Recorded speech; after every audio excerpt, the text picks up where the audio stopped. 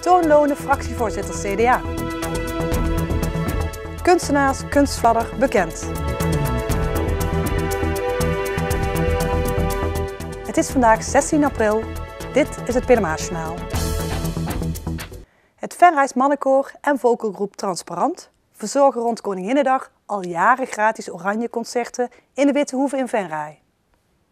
De inhuldiging van prins Willem-Alexander tot koning is aanleiding voor het Mannenkoor en Transparant om de concerten dit jaar over 2 dagen te verdelen. Op woensdag 24 april verzorgt Transparant het Kroningsconcert. Een dag later, op donderdag 25 april, zet het Venrays Mannenkoor het Oranje-concert op touw.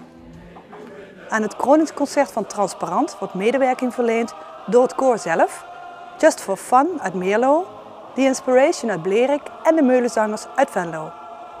Aan het Oranje-concert van het Venrays Mannenkoor neemt Venrode uit Venray deel. De toegang is gratis. Afgelopen donderdag is Toon Lone door de CDA-fractie gekozen als fractievoorzitter. Hij volgt hiermee John Michelsop die terugtreedt, omdat hij naar eigen zeggen de rol als fractievoorzitter onvoldoende eigen heeft kunnen maken. Toon Lone is 51 jaar en woont samen met zijn vrouw José in Heide. Samen hebben zij een melkveebedrijf. Toon zit nu al voor een 3e periode in de Venrayse gemeenteraad. Het fractievoorzitterschap is dus een nieuwe rol en even wennen. Lone geeft aan dat hij de huidige koers van de fractie wil voortzetten. Ja, in grote lijn vervolg ik gewoon de lijn van mijn voorganger. Politiek inhoudelijk volg ik gewoon dezelfde lijn. We komen ook onze afspraken jegens onze coalitiepartners na. Wel nog de nadruk wil ik leggen op samenwerken met de oppositie. Zeker daar wat gaat om grote ingrijpende zaken die eraan zitten komen, zoals de decentralisatietaken. Voor Toon Lone is de politiek niet vreemd. Zijn broer Jan Lone is wethouder, maar de politiek is ook al met de paplepel ingegoten. Mijn vader is vroeger wethouder geweest en mijn opa is vroeger ook wethouder geweest. Dat is al heel lang geleden trouwens, maar dat is inderdaad zo, ja. En wat heeft u daarvan meegekregen? Ja, vroeger had het heel veel over politiek en het leuke is, ik heb ook zusters die heel anders in de politiek staan dan wij, die een heel andere politieke kleur hebben, dus dat gaf wel leuke discussies. Dus eigenlijk hebben we alle kleuren in onze familie zitten. Met het landelijk CDA gaat het niet zo goed. Zij staan in de peilingen nu op zo'n 15 zetels. De nieuwe fractievoorzitter van het CDA in Venray heeft wel een idee wat de partij meer zou moeten doen om uit de negatieve spiraal te komen. Ik denk in elk geval dat we duidelijk moeten zijn, duidelijk moeten aangeven waar we voor staan, waar we willen gaan.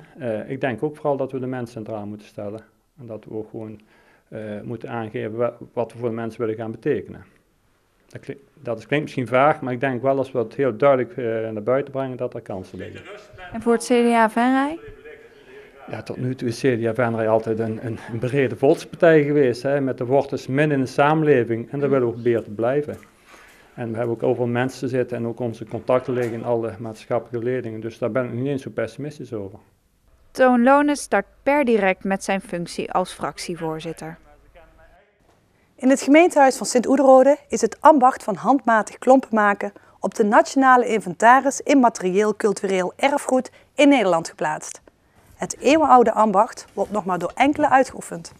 De Stichting Klompenmonument heeft samen met de klompenmakers de handen ineengeslagen en ervoor gezorgd dat hun ambacht de erkenning heeft gekregen.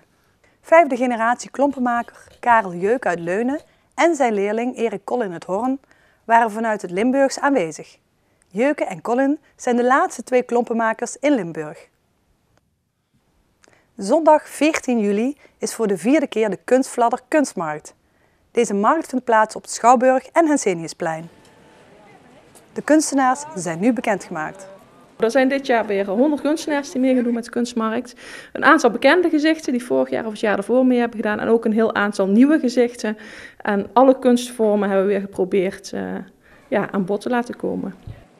Wat je dus onder andere kunt vinden op de markt is schilderkunst, keramiek, beelden, glas en lood en sieraden.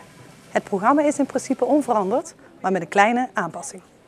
Het enige verschil is dat het kunstencentrum dit jaar waarschijnlijk zichzelf wat meer neer gaat zetten. Dus niet alleen maar het beeldende stukje. Normaal hebben ze een kraam laten zien wat de beeldende cursussen zijn. En nu komt er ook een djembe-groep optreden 's middags en misschien ook nog wat andere vormen. Dus dat is wel heel leuk. Of de organisatrice zelf aanwezig kan zijn bij de kunstmarkt is nog spannend.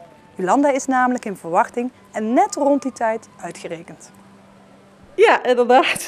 Tegen die tijd ben ik behoorlijk. En het is inderdaad spannend of ik erbij ben. Ik ga ervan uit dat ik er gewoon ben, maar mocht hij wat eerder komen, ja, dan gaat de kunstmarkt gewoon door, maar dan ben ik er zelf niet bij. Tot zover dit Pelemaasjournaal. Tips kunt u mailen naar de redactie. Deze uitzending wordt herhaald tot en met woensdag 12 uur 's middags. Morgenavond is er een aflevering van Venray in Bedrijf op locatie. Weer of geen weer, bij ons is het altijd vakantieweer. Aankomende nacht wordt het niet kouder dan 12 graden. 's Ochtends is het geruime tijd bewolkt. Er kan af en toe wat lichte regen vallen. Geleidelijk wordt het droog en 's middags wordt het vrij zonnig met een temperatuur van 22 graden. Dankjewel voor het kijken en graag tot morgen.